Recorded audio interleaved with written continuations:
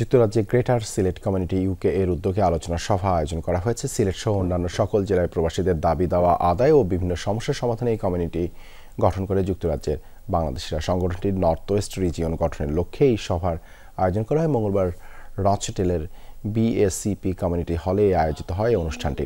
প্রবীণ community ব্যক্তিত্ব সুরাবুর রহমানের সভাপতিত্বে অনুষ্ঠানটি পরিচালনা করেন সৈয়দ মুজিব।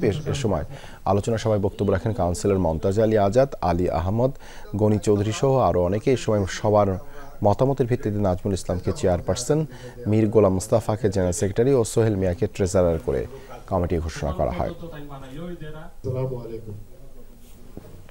আগামী দিকে যে আমরা সিলেটের জাতীয় স্বার্থ যেগুলো আছে ওগুলা নিয়ে কাম করা লাগে। বিশেষ করে আমরা উসমানিয়া আন্তর্জাতিক বিমানবন্দরে পূর্ণাঙ্গভাবে যাতে ইন্টারন্যাশনাল এয়ারপোর্ট হিসাবে ঘোষণা করা যায়। বৃহত্তর সিলেটের যে সমস্ত উন্নয়নমূলক কর্মকাণ্ড আমাদের করা দরকার, আমরা প্রেসার করা দরকার, এই প্রেসার আমরা করে যাব এই কমিটিকে নিয়ে।